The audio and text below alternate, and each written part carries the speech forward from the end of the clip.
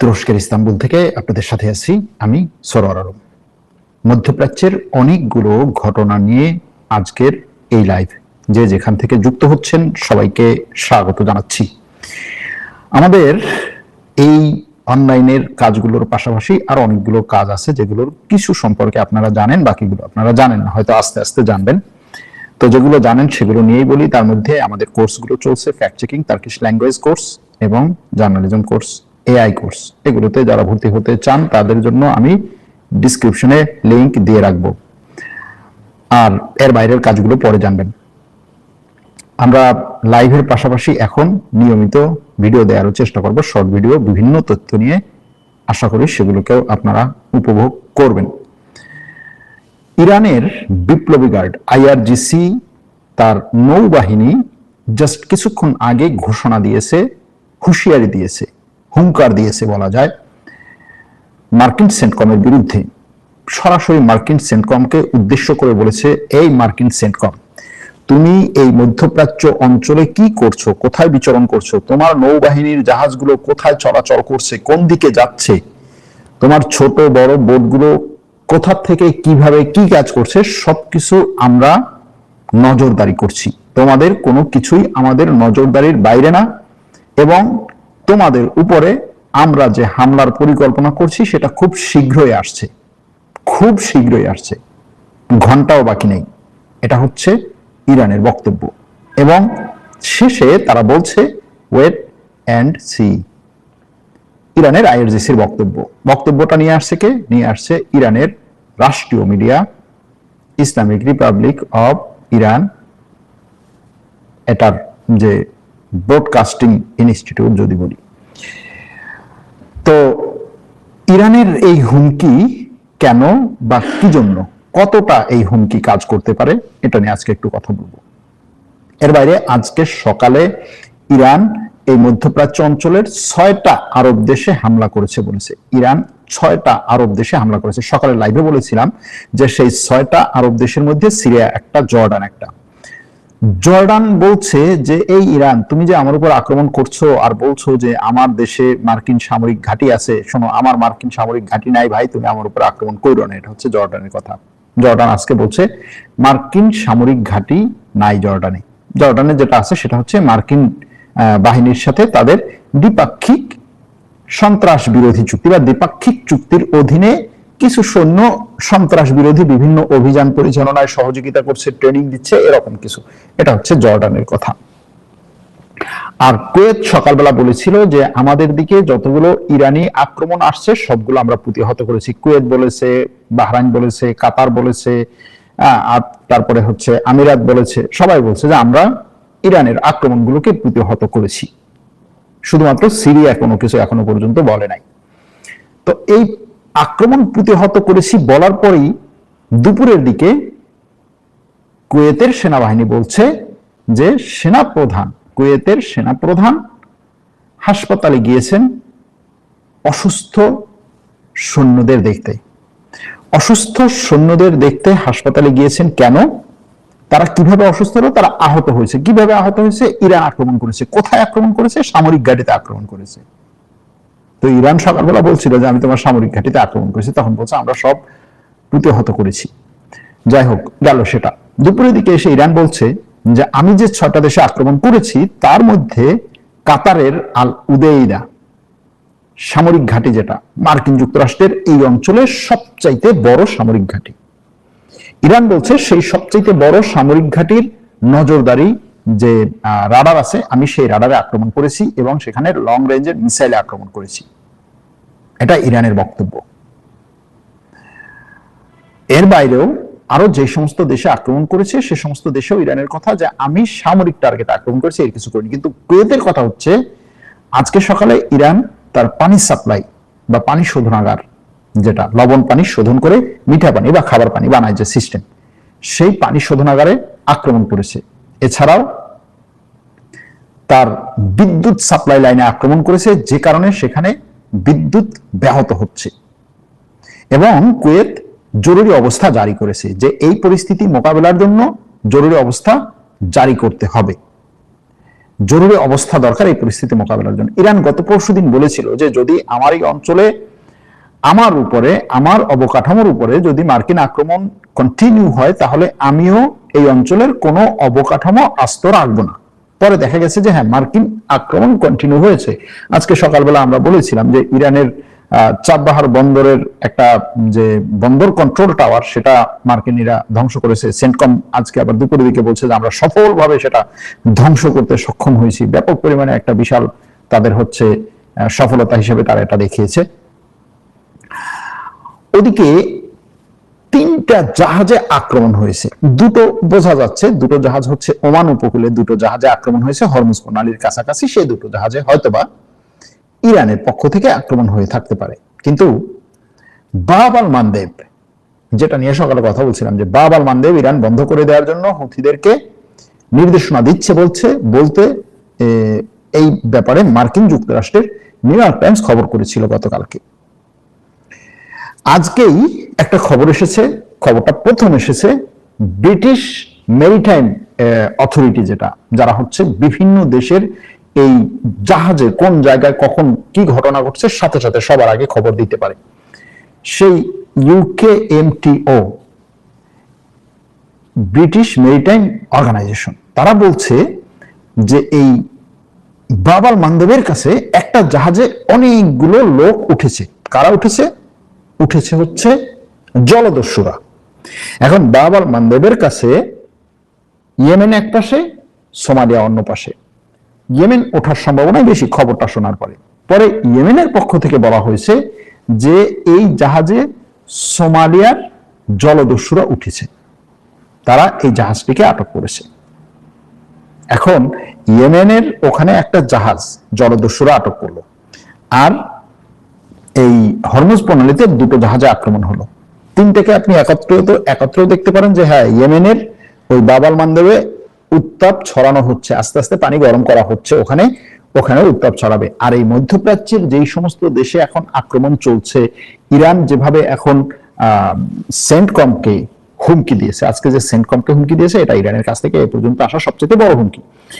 এই হুমকির বিরুদ্ধে সেন্টকম কি করবে? সেন্টকমকে এই হুমকিতে কাঁপবে নাকি সেন্টকমও পাল্টা আক্রমণ করবে? যদিও তাদের পাল্টা আক্রমণ কোনোভাবেই বন্ধ ছিল না, ইরানের বিভিন্ন জায়গায় তারা পাল্টা আক্রমণ করেছে।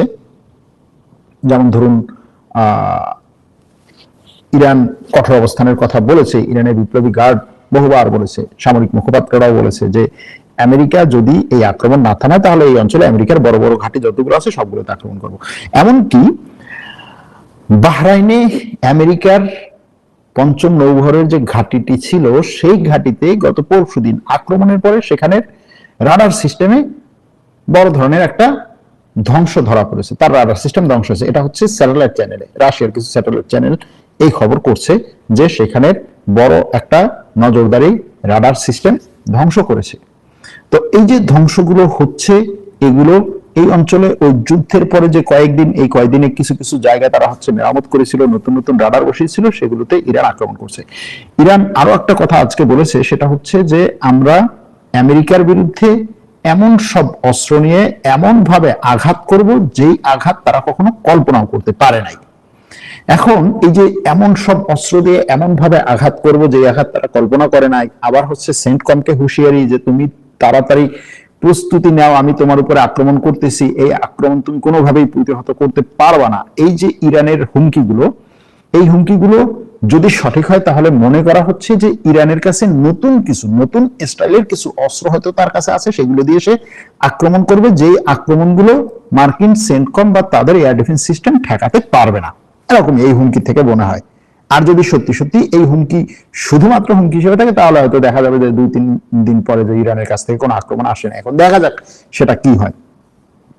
এখন এই মার্কিন সেন্টকমে যে কোনো ধরনের হামলা, এটা কি আসলেই হুমকি নাকি সিরিয়াস বিষয়, এটার ব্যাপারে একটু বলি। এর কারণ হচ্ছে ইরানের দক্ষিণাঞ্চলে যে হামলাগুলো হয়েছে, দক্ষিণাঞ্চলে হামলা হয়েছে, বিমান প্রতিরক্ষা ব্যবস্থা হামলা হয়েছে, ক্ষেপণাস্ত্র ডেপোগুলোতে হামলা হয়েছে, তার এই বিভিন্ন বন্দরে, সমুদ্র বন্দরে হামলা হয়েছে, যা মাছ ধরার জেটিতে হামলা হয়েছে, এই যে হামলাগুলো হয়েছে, তার সড়কে হামলা হয়েছে, ব্রিজে হামলা হয়েছে, তার রেল লাইনে হামলা হয়েছে, তার অবকাঠামোয় হামলা হয়েছে, এই হামলাগুলোর বিরুদ্ধে ইরান যতটুকু করছে সেটা আসলে যথেষ্ট না, কারণ যে পরিমাণ হামলা তার উপর হয়েছে তার পাল্টা হামলাটা সেই পরিমাণে না, যে কারণে সেন্টকমের বিরুদ্ধে তার হুঁশিয়ারি দেওয়াটা দরকার। দরকার এই জন্য যে তার সাপোর্টার যারা আছে, তার সমর্থক যারা আছে, তাদেরকে উজ্জীবিত রাখতে এবং তাদের কাছে একটা বার্তা দিতে যে তুমি কোনো ধরনের বিক্ষোভ এটা সেটা করো না, আমি দেখতেছি, সেন্টকমকে দেখো আমি হুঁশিয়ারি দিচ্ছি, সাইজ করব, দেখা যাক সেটা কি হয়। এখন এই যে সেন্টকমের এই অঞ্চলে মূল যে সমস্ত কমান্ড গুলো আছে, যেমন ধরেন আল তানাফ অঞ্চল, সেন্টকমের মূল যে বিশেষ অভিযান এবং কমান্ড সেন্টার, সেখানে গতকালকে হঠাৎ করে আকস্মিক একটা হামলা চালিয়েছিল। সেটা কোথায়? সিরিয়াতে। সিরিয়ার এই হামলা তারা প্রত্যাশাও করে নাই। তো এই যে হঠাৎ করে তাদের উপরে হামলা, যেখানে তারা প্রত্যাশা করে নাই সেই জায়গায় হামলা, এরকম হয়তো আরো কিছু জায়গা হয়তো ইরান নির্ধারণ করে রাখতে পারে যেই জায়গাগুলোতে সে হামলা করার চিন্তা ভাবনা করছে। তবে অনেকের এই প্রশ্ন আছে যে ভাই আপনি এখানে বলতেছেন তাকে যে সে এরকম ভাবে বলছে, তাহলে আগে থেকে তার বলার দরকার কি? আগে থেকে না বলেই তো হামলা করতে পারতো। এই আগে থেকে বলার বিষয়টা হচ্ছে যে আমি যে বড়, আমি যে তোমার হচ্ছে ঘোষণা দিয়ে হামলা করতে পারি, দেখো আমি হামলা করতে আসছি, এই যে জিনিসটা। এরপরে হামলা যতটুকুই হোক, হামলা যাই হোক, এরপরে যদি একটা হামলা করতে পারে যে দেখো সে কিন্তু বলেছিল হামলা করবে, এই দেখো হামলাটা করেছে, তখন এটার একটা বড় ধরনের ইম্প্যাক্ট হয় আর কি। সেটাও সে করার চেষ্টা করছে। ওদিকে আমেরিকা ইসরায়েলের মধ্যে যে দ্বন্দ্ব, যে কোন্দল কথা বলেছিলাম, সেটার আরেকটা খবর আজকে বলে দিয়ে রাখি। সেটা হচ্ছে লেবানন, আমেরিকা এবং ইসরায়েল, মানে আমেরিকার মধ্যস্থতায় লেবানন এবং ইসরায়েলের মধ্যে আজকে ওয়াশিংটনে একটা মিটিং হওয়ার কথা ছিল। মিটিংটা সরাসরি ফেস টু ফেস না, ভার্চুয়াল মিটিং। তিন দেশের সেনা কর্মকর্তাদের মধ্যে একটা মিটিং, যে লেবাননের সমস্যা সমাধান করার জন্য। আমরা জানি যে এই মিটিং, এই সমস্যাগুলো সমাধানের জন্য আমেরিকা ইসরায়েলকে একটু চাপ দিচ্ছে যে তুমি লেবানন থেকে সরে যাও, লেবাননের তোমার কিছু জোন বের করে দিচ্ছে, এর বাইরে তুমি যাবা না, এরকম অনেক কিছু। এবং আমেরিকা সেটা ইসরায়েলকে মানতে বলছে। ইসরায়েল বিভিন্ন ভাবে এটা নিয়ে হচ্ছে তালবাহানা করেছে।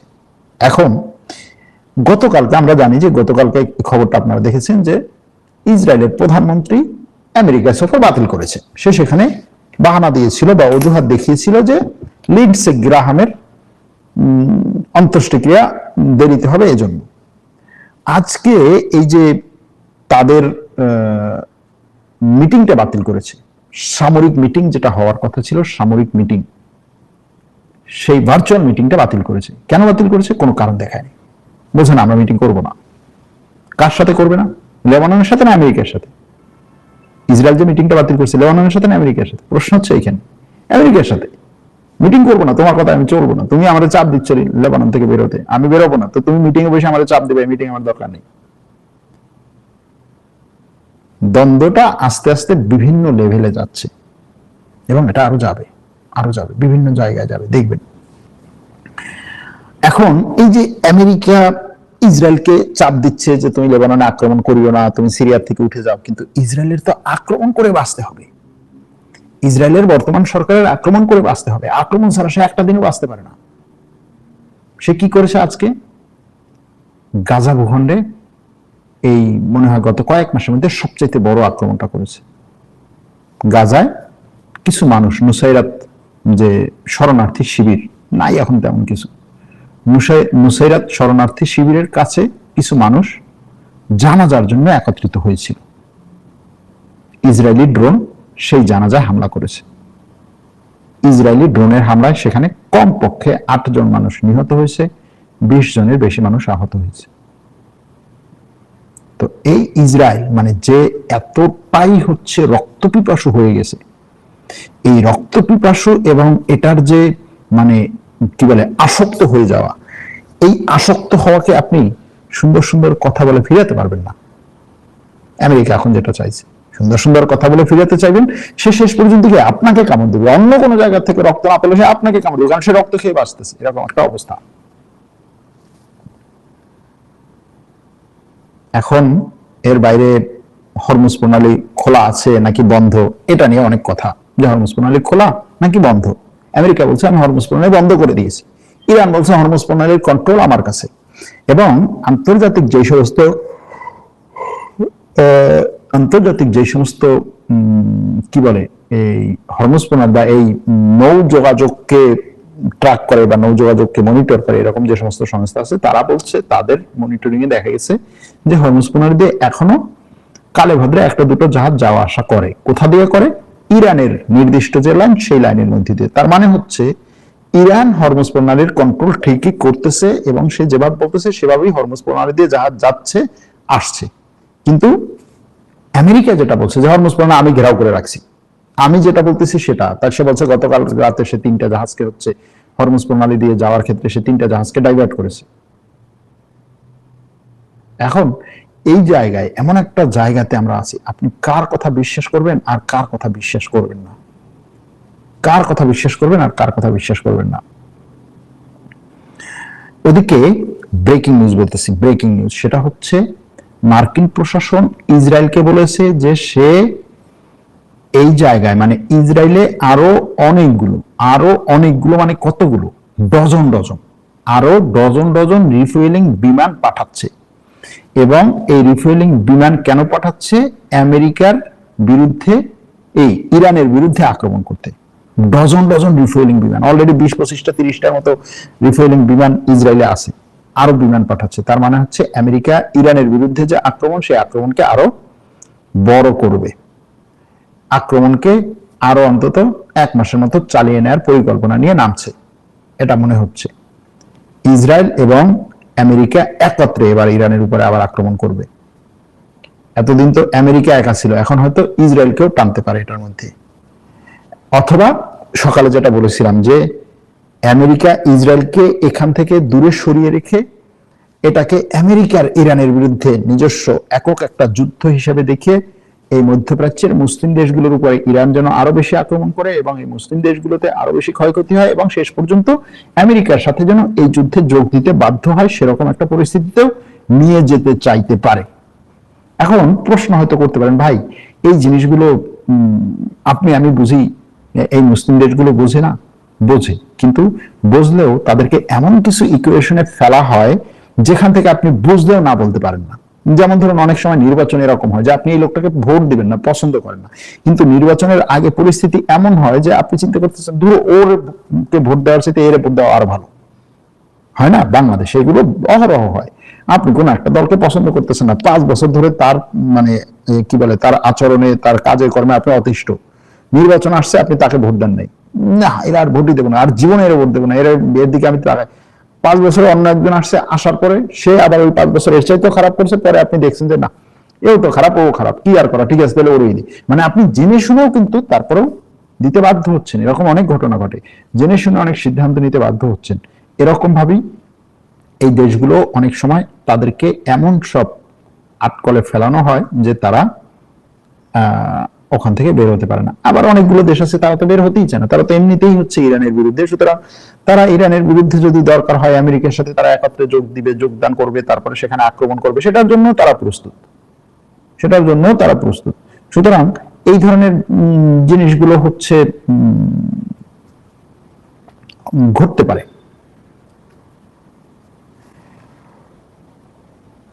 এখন আমেরিকা কি চাইছে? 2 দিক থেকে ঢুকতে চাইছে।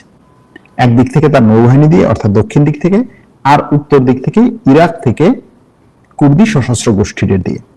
যদিও এই ক্ষেত্রে আপনারা জানেন যে তুরস্ক বহুভাবে চেষ্টা করেছে যে এই যুদ্ধে কুর্দি সশস্ত্র গোষ্ঠীকে যেন কোনোভাবেই যুক্ত করা না হয়, সেটার জন্য আমেরিকাকে বিভিন্নভাবে সে কনভিন্স করারও চেষ্টা করেছে। কিন্তু দেখা যাচ্ছে যে এই চেষ্টায় হয়তো শেষ পর্যন্ত সফল নাও হতে পারে।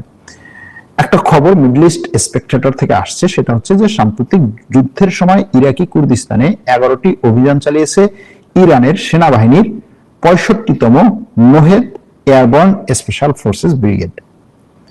তারা এই সেনাবাহিনীর বিবৃতিতে জানানো হয় যে এসব অভিযানে 8 জন মধ্য পর্যায়ের এবং শীর্ষ লেভেলের কমান্ডারকে তারা হত্যা করেছে এবং 3টি এই কুর্দি সশস্ত্র বাহিনীর ঘাঁটি ধ্বংস করেছে ইরাকের কুর্দিস্তান। ইরাকের কুর্দিস্তান হচ্ছে ইরানের বর্ডার সীমান্তবর্তী এলাকা।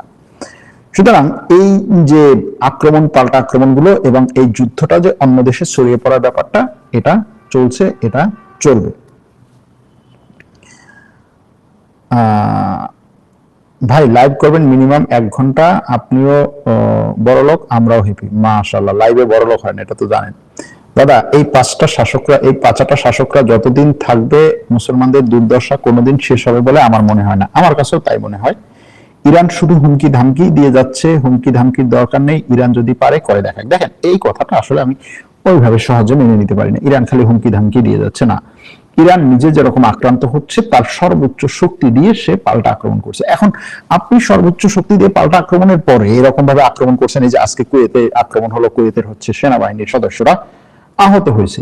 এখন এই যে আক্রমণ সে করছে, আঘাত হানছে, কিছু কিছু প্রতিহত করা হচ্ছে, কিন্তু এত কিছুর পরেও সে যদি মুখেও না বলে আপনি আক্রমণ করতেছেন, আক্রমণ এখানে যুদ্ধটা তো হচ্ছে অ্যাসিমেট্রিক, সবকিছু নিয়ে যুদ্ধ, মিডিয়ার যুদ্ধ, হুমকির যুদ্ধ, মৌখিক বক্তব্যের যুদ্ধ, রাজনীতিবিদদের বক্তব্যের যুদ্ধ, তারপরে হচ্ছে শোঅফের যুদ্ধ, বিভিন্ন জিনিস, ডাইরেক্ট যুদ্ধ, সবকিছু নিয়েই তো যুদ্ধ। আমেরিকা হুমকি দেয় না, আমেরিকায় ট্রাম্প হুমকি দেয় নাই, ইরানরে একেবারে হচ্ছে আমি কি প্রস্তর যুগে পাঠিয়ে দেবো, দেয় নাই সেই হুমকি। আপনার সেই হুমকি নিয়ে কষ্ট লাগে না কেন? সেই হুমকিটা আপনার কাছে মানে হ্যাঁ সত্যি তো আমেরিকা পাঠাতেই পারে, করলো না তো। এই হরমুজ প্রণালী আমি নিজেই খুলে দেবো, ইরানের কাছে আমার খুলতে যেতেই হবে না, বলেছিল না, করেছে, হুমকি দিয়েছে না, দিয়েছে। ইসরায়েল হুমকি দেয় না, আমেরিকা ইরানকে একবার মানচিত্র থেকে মুছে দেবো, কত ধরনের হুমকি দেয়। এখন তারাও তো হুমকি দেয়, হুমকি তো দিবেই। এখন এই হুমকিটাকে আপনি কিভাবে নিচ্ছেন, এটা হলো বড় ব্যাপার। যে এই হুমকিটাকে আপনি কি হুমকি হিসেবে নিচ্ছেন, নাকি এটাকে আপনি একেবারে হ্যাঁ এটা করবি। দেখেন যুদ্ধে সে যেরকম লড়াই করবে সেরকম আবার তার এই ধরনের বক্তব্যগুলো নিয়ে আসবে, কারণ এই বক্তব্য এগুলো হচ্ছে মনস্তাত্ত্বিক যুদ্ধ। আপনি এই সমস্ত মনস্তাত্ত্বিক যুদ্ধ করবেন, কারণ এটা করার পরে সে মাথা নষ্ট হয়ে যাবে। আচ্ছা ইরান কোন দিক থেকে কি করতেছে দেখি তো, এই আমার সৈন্যবাহিনী মানে তার তখন রিসোর্সের একটা অংশ এগুলোতে খাটাতে হবে।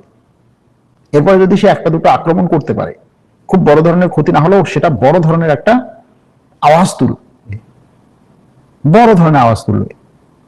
আর সে কোনো কথাবার্তা না বলে জাস্ট হচ্ছে আক্রমণটা করলো, এটা বড় একটা আওয়াজ হবে, হবে না। এই যেমন মনে করেন ধরেন আমরাই লাইভ করি, সরার হঠাৎ করে বলে আসি লাইভ করবো, কিন্তু আমি যদি মনে করেন সকাল থেকে বিশাল আওয়াজ তুলতাম যে আজকে লাইভে এটা করব সেটা করব, সেই খবর দেবো, ওই খবর দেবো, ফাটাই ফেলবো, দেখতেন যে অন্তত আর কিছু হোক আর না হোক একটা আওয়াজ হতো। এবং কিছু মানুষ ভাই এবার মনে হয় লাইভে খবর আছে, দেখা যেত যে এখন 2000 মানুষ, তখন 5000 মানুষ এসে লাইভে বসে থাকতো। হ্যাঁ, তারপরে 5000 মানুষের মধ্যে 3000 হচ্ছে গালাগালি দিয়ে দিত, বাকিরা এই যে আওয়াজ হয়েছে এই আওয়াজে আবার কিছুদিন চলতো। তো এটা তো হয়, এটা সবাই করে।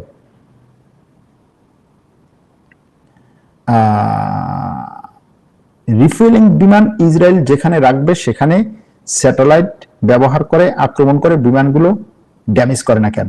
ড্যামেজ করে না কারণ হচ্ছে এই যে ধরেন ইরানের যে কমান্ড সেন্টার, যারা হচ্ছে সেনাবাহিনীকে কমান্ড দিচ্ছে, তাদের তো আপনার আমার মতো এরকম হচ্ছে জ্ঞান নাই যে স্যাটেলাইট ব্যবহার করি ওইখানে আক্রমণ করলেই সব শেষ হয়ে যাবে আর ওদের বিমান এছাড়া আর আক্রমণ করা সম্ভব। ভাই সেখানে এয়ার ডিফেন্স সিস্টেম আছে না, সেখানে বিভিন্ন লেয়ারের এয়ার ডিফেন্স সিস্টেম আছে। এবং একটা কথা আছে যে ইরান এই ইসরায়েলের আক্রমণের আগে ইসরায়েলকে রক্ষার জন্য 4-5 লেভেলের এয়ার ডিফেন্স সিস্টেম। আমি আপনাকে বলি, দেখেন সিম্পল এয়ার ডিফেন্স সিস্টেমগুলোর কথা বলি। জর্ডান একটা এয়ার ডিফেন্স সিস্টেম, ইসরায়েলের পূর্ব দিকে জর্ডান একটা এয়ার ডিফেন্স সিস্টেম, সৌদি আরব একটা এয়ার ডিফেন্স সিস্টেম, বাহরাইন একটা এয়ার ডিফেন্স সিস্টেম, কুয়েত একটা এয়ার ডিফেন্স সিস্টেম, ইরাক একটা এয়ার ডিফেন্স সিস্টেম, সিরিয়া একটা এয়ার ডিফেন্স সিস্টেম।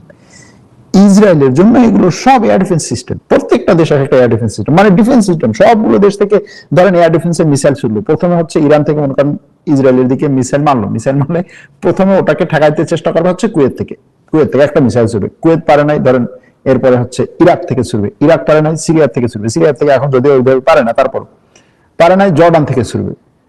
এর বাইরে যেগুলো আছে ইসরায়েলের মধ্যে সেগুলো তো আছে, এর বাইরে আরো 2-3টার কথা বলি তাহলে। পারে নাই ভূমধ্য সাগরে থাকা আমেরিকার হচ্ছে নৌজাহাজ থেকে ছুড়বে, পারে নাই ওইখানে থাকা আমেরিকার সাবমেরিন থেকে ছুড়বে, পারে নাই তুরস্কে থাকা ঘাটি থেকে ছুড়বে। এটা তো আর আপনার আমার কল্পনার মতো না যে হচ্ছে ইরান চোখ বন্ধ করে খালি মিসাইল মারলো আর গিয়ে হচ্ছে ওই বিমানবন্দরে পড়ে সব রিফুয়েলিং বিমান ধ্বংস হয়ে গেল। বিষয়টা এত সহজ না ভাই। মূল যুদ্ধ তো ছিল ইসরায়েল আর ইরানের মধ্যে, কিন্তু এখন আমেরিকা কিভাবে একা হয়ে গেল বিষয়টা বুঝলাম না। এই বিষয়টা বোঝার জন্য আজকে সকালের লাইভটা আপনার দেখা দরকার। সকালে না, কালকের লাইভে মূলত এটা আলোচনা করেছিলাম, কিন্তু কালকের লাইভটা বারবার আটকে গিয়েছিল ইন্টারনেটের সমস্যার কারণে, সেটার কারণে অনেকেই হয়তো সেই লাইভটা দেখেন নাই, দেখতে পারেন নাই। এখানে আমার কাছে মনে হচ্ছে যে এটা পরিকল্পিতভাবে ইসরায়েল এই যুদ্ধ থেকে দূরে আছে। আমেরিকা যেহেতু এই ফ্রন্টে কাজ করছে, ইসরায়েল অন্য দুইটা ফ্রন্টে কাজ করতেছে, এটা হচ্ছে এক। আরেকটা পরিকল্পনা এরকম হতে পারে যে আমেরিকা এই যুদ্ধে ইরানের বিরুদ্ধে আরব দেশগুলোকে পাশে নিতে চাইছে, সে কারণে এটা ইসরায়েল আমেরিকার যুদ্ধের পরিবর্তে এখন এটা আমেরিকার যুদ্ধ এবং আরবদের যুদ্ধ এরকম হয়ে যাক, এরকমটা তারা চাইছে। আমেরিকা এবং আরবদের যুদ্ধ কিরকম, যেমন ধরুন এই আরব দেশগুলোতে যে আক্রমণগুলো হচ্ছে, এই আক্রমণগুলো এখন আমেরিকা অনেক কমই ঠেকাতে পারতেছে, আগে যতটা ঠেকাতে পারতো এখন ততটা পারছে না। এর বিভিন্ন কারণ আছে, তার মিসাইল সিস্টেম কম, তার রাডার সিস্টেম ধ্বংস, যেগুলো ধ্বংস হয়েছে সেগুলোর জায়গায় সেই মিসাইল সিস্টেম বা রাডার সিস্টেমের জায়গায় সবকিছু সে প্রতিস্থাপন করতে পারেনি, তার যে পরিমাণ মিসাইল দরকার সে পরিমাণ মিসাইল সে সাপ্লাই দিতে পারতেছে না, এরকম অনেক কিছু কারণে।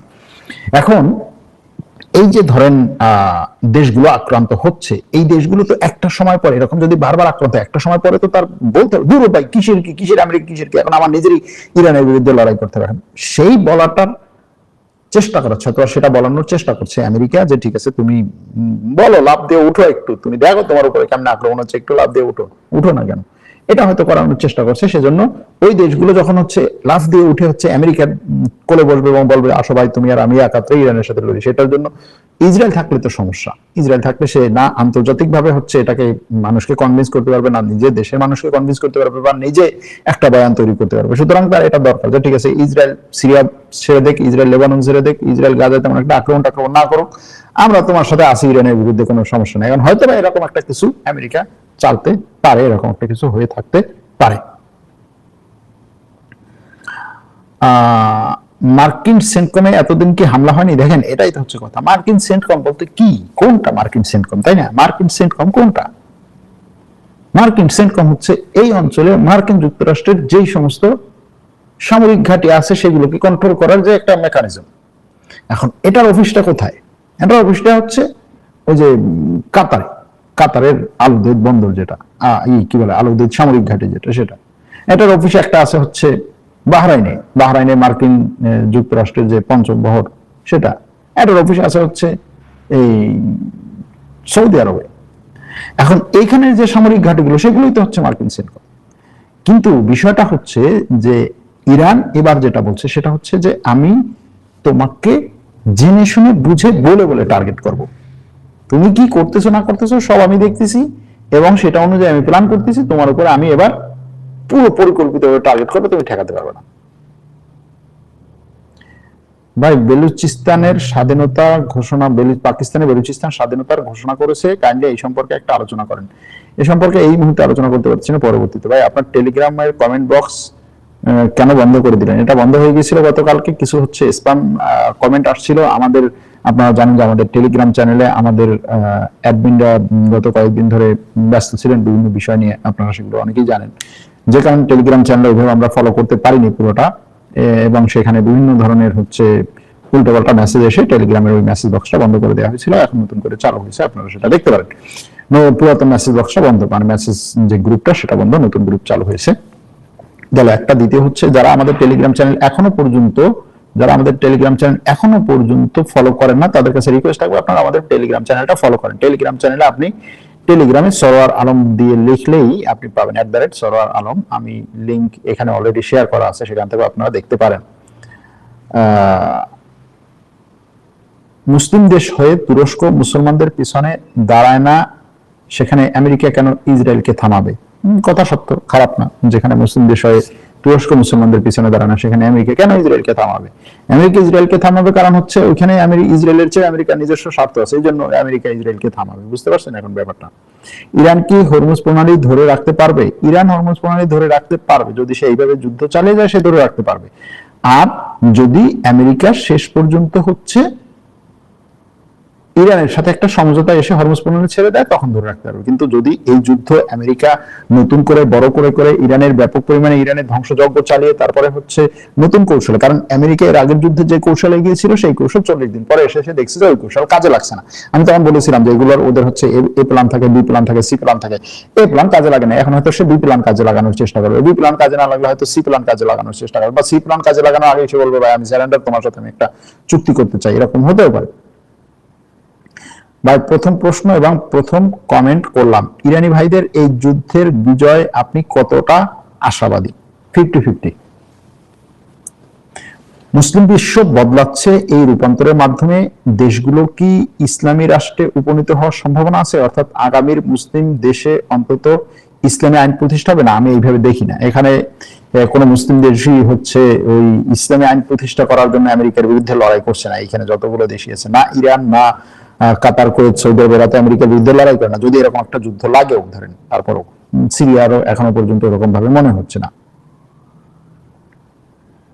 প্রতিহত করলেই তো হবে না, প্রতিহত করলে তো ভালোই, কোনো ক্ষয়ক্ষতি না হওয়া সেটা ধরে নিই। ভাই এই যুদ্ধে কি পাকিস্তান জড়িত থাকার সম্ভাবনা আছে? এখনো পর্যন্ত জড়িত না। এক দর্শক অনেক বড় একটা কমেন্ট করেছেন, লাইভে এত বড় কমেন্ট করা সম্ভব না, খুব সম্ভবত সে কোনো জায়গা থেকে কমেন্টটা কপি করে শেয়ার করেছেন, যে কারণে আমি এটাকে করলাম না। আমেরিকা ইসরায়েলের জাতিসংঘের ডলার প্রতারণা কৃত্রিম সংকট তৈরির পদ্ধতি নিয়ে আপনার মাধ্যমে সচেতনতামূলক প্রচার করা চাই। এই কষ্ট আর ভালো লাগে না আমারও ভালো লাগে না ভাই এই কষ্ট। আপনারা আছেন এক ধরনের কষ্টে, আমি আছি অন্য ধরনের কষ্টে। এই লাইভ করে, লাইভ না করলে হচ্ছে মানুষজন কষ্ট পায়, আবার হচ্ছে শর্ট ভিডিও করি, শর্ট ভিডিও করলে আবার হচ্ছে লাইভের মানুষ কষ্ট পায়, লাইভ বড় করলে হচ্ছে শর্ট ভিডিওর মানুষ কষ্ট পায়। ভাই কত মানুষকে হচ্ছে আমি এই কি বলে তাদের মন যুগে চলে বলেন এরকম একটা অবস্থা। যাই হোক ভাইয়া, এখন যে পাল্টাপাল্টি হামলা, সেটা প্রথমের মতোই কি আগ্রাসী? হ্যাঁ, প্রথমের মতোই আগ্রাসী এখন যে পাল্টাপাল্টি হামলা। তবে এখানে হামলার পরিমাণটা কম। ধরেন প্রথমে হামলা হতে হচ্ছে 50টা, 100টা, 200টা মিসাইল মারা হতো, ড্রোন মারা হতো। এখন হচ্ছে ধরেন 5টা, 10টা, 6টা, 7টা মিসাইল, ড্রোন মারা হয় এরকম ভাবে।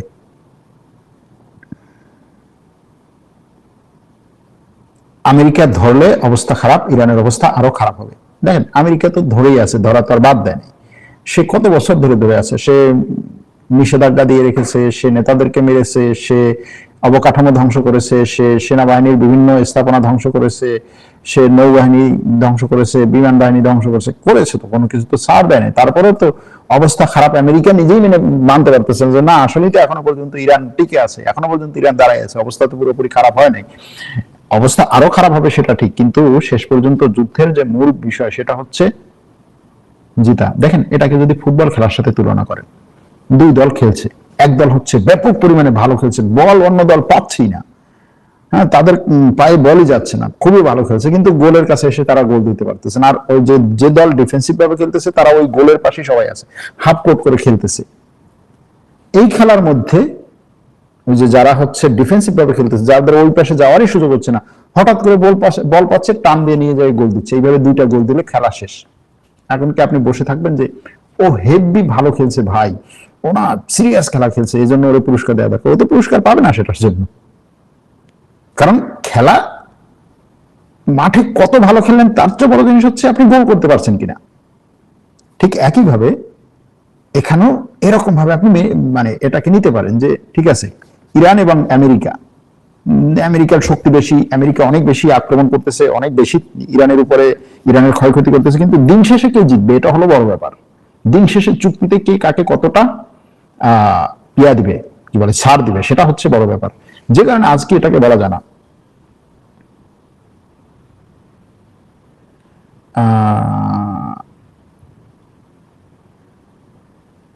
বর্তমান আমেরিকার ইরানের বর্তমান সরকারের উচ্চপদস্থ কর্মকর্তাদের আমেরিকা ইসরায়েল ইচ্ছে করেই হত্যা করছে না, নাকি হত্যা করতে পারছে না, এটা আসলে আমি কেমনে বলবো, বলা কঠিন। যেমন ধরেন ইরানের পররাষ্ট্রমন্ত্রী, ইরানের এই যে পার্লামেন্টের স্পিকার, এরা তো প্রকাশ্যে আসে। অথবা ধরেন এরকম ভাবে বলি, এই যে গত 2 সপ্তাহ আগে ইরানের এই যে আলী খামেনের মৃত্যুতে তার যে জানাজা হলো, তার জানাজায় তো সবাই আসছে, সব নেতারা আসছে এবং লাইভ টেলিভিশনে দেখা যায়। তখন তো আমেরিকা ইরান তাদেরকে আমেরিকা ইসরায়েল তাদেরকে হত্যা করতে পারতো না, তাদেরকে হত্যা করতে পারতো, করে নাই। তার মানে হচ্ছে করছে না, তার মানে হচ্ছে তারা টার্গেট না। ইরানের এই আমেরিকা এবং ইসরায়েলের এখন টার্গেট হচ্ছে মুজতাবা খামেনি, যে কারণে মুজতাবা খামেনি প্রকাশ্যে আসে না। আমার কাছে এটা মনে হয় আর কি। ভারত থেকে যে সমস্ত দর্শকরা দেখছেন তাদের সবাইকে আন্তরিক অভিনন্দন জানাচ্ছি। ভারতের পশ্চিমবঙ্গ এবং অন্যান্য জায়গা থেকে যারা দেখছেন তাদেরকে স্পেশাল ভাবে জানাচ্ছি, কারণ হচ্ছে ভারত থেকে আমাদের দর্শক অনেক কম হয়। অনেক সময় হচ্ছে বাংলাদেশ থেকে বলতেছে এ তো পুরো একেবারে অবস্থা খারাপ, এরকম কিছু না আর কি। আর ভারতে মুসলমানদের, বিশেষ করে পশ্চিম বাংলার মুসলমানদের অবস্থা খুব বেশি ভালো না। তাদের অনেকেই আমার কাছে মেসেজ দেন, ফোন করেন যে ভাই আমাদের নিয়ে কিছু বলেন, আমাদের অবস্থা আসলে খুব বেশি ভালো না, যতটা মিডিয়াতে আসছে তার চেয়ে অবস্থা খারাপ। আসলেই অবস্থা খারাপ। কারণ যদি আপনি একটা রাষ্ট্রের শাসক হয় হচ্ছে ব্যাপক পরিমাণে উগ্র, তারপরে হচ্ছে হিংস্র, তারপরে হচ্ছে কি বলে এই একরোখা, তারপরে হচ্ছে ধরেন জাতিগত দাঙ্গাকে উস্কে দেওয়ার মতো, তাহলে সেখানে সাধারণ মানুষের নিরাপত্তা অনেক কঠিন একটা কাজ। এখন দেখা যাক সেটা কোন দিকে যায়। এমনকি বাংলাদেশের উপরেও তাদের এখন কি বলে ওইটাকে, যে নখওয়ালা থাবা নিয়ে বসে আছে, থাবা দিতে চায়, এটার জন্য বিভিন্ন ধরনের পরিকল্পনা, বিভিন্ন কিছু করার চেষ্টা করতেছে। দেখা যাক বাংলাদেশ কতটা বিচক্ষণতার পরিচয় দিতে পারে এই ক্ষেত্রে। আচ্ছা, ইরান যদি বুঝে যায় যে ইসরায়েলকে দূরে রেখে আরবদের নিয়ে আমেরিকা যুদ্ধ চালাবে, সেক্ষেত্রে ইরান কি ইসরায়েলে হামলা করে তাদের উদ্দেশ্য ভণ্ডুল করে দিবে না? প্রশ্ন, ভালো প্রশ্ন। তাহলে কেন দিচ্ছে না, এটা একটা প্রশ্ন। ইরান যদি বুঝে যায়, এখন আমি যেটা বলছি এটাই যে সঠিক, সেটা আপনি কেমনে বুঝলেন? এটা আমার একটা ধারণা, আমার একটা পড়া, মানে এটাকে আমরা বলি হচ্ছে আমি ঘটনাগুলোকে পড়ে আপনাদের সামনে আমার মতামতটা উপস্থাপন করছি। এটাই যে সঠিক, ইরানের গোয়েন্দা সংস্থা হয়তো ভিন্ন কোনো তথ্য পেতে পারে, এরকম হতে পারে। যে কারণে আমার দুই একটা ভিডিও দেখে অনেক দর্শক এরকম বলে, হ্যাঁ ভাই আপনি এরকম কথা বলেছেন ওরকম। ভাই আমি আমার পড়ার থেকে বলছি, এটা আমার ক্ষুদ্র ব্রেনে মনে হচ্ছে যে এইদিকে, মনে করেন যে আমি একদিকে দৌড় দিলাম, 5 জন মানুষ আমাকে দেখলো, দেখে একজন বললো যে হ্যাঁ ও আসলে সোজা যাবে, আরেকজন বললো না তার ভাব দেখে আমার মনে হচ্ছে যে সে ডানে যাবে, আরেকজন তার ভাব দেখে মনে হচ্ছে আমার বামে যাবে, আরেকজন বললো না ওনার এই দৌড়টা আমি হচ্ছে 10 বছর ধরে দেখতেছি, উনি এরকম দৌড় দিয়ে 2 মিনিট যায়, তারপর হচ্ছে ডান দিকে যায়, তারপর হচ্ছে সেখানে 2 মিনিট দৌড়ে, তারপর হচ্ছে বাম দিকে যায়। এখন যে 10 বছর ধরে দেখছে সে বলতেছে যে হ্যাঁ আমি হচ্ছে এক্সপার্ট ওনার উপরে, আমি বিশেষজ্ঞ, আমি এক্সপার্ট, আমি যেটা বলবো সেটাই, কারণ হচ্ছে আমি দেখি তার সেইভাবে। এখন আমি মনে করেন 10 বছর ধরে ওইভাবে দৌড়েছি, এবার আমার মনে হলো যে আমি শুরুতে এইভাবে দৌড় দিয়ে যাই, বাম দিকে যাবে তারপর ডান দিকে যাবো, কি হবে? এখন এটা হচ্ছে মূল বিষয় আর কি। যাই হোক, অনেক কথা বললাম, বিভিন্ন ভাবে আলোচনা করলাম, অনেকগুলো বিষয়ের সামনে নিয়ে আসলাম, আরো বিভিন্ন বিষয় হয়তো সামনে নিয়ে আসতে পারিনি আপনাদের। সেগুলো নিয়ে পরবর্তীতে কোনো একটা সময় আলোচনা হবে হয়তোবা। আজ এখানেই রাখছি। ভালো থাকবেন, সুস্থ থাকবেন। আল্লাহ হাফেজ।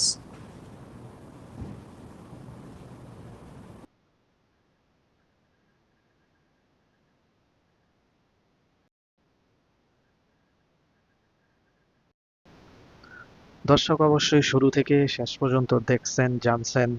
অবশ্যই আপনাদের মূল্যবান মতামত কমেন্টে জানিয়ে দিবেন। তো সবাই ভালো থাকবেন। ধন্যবাদ সবাইকে।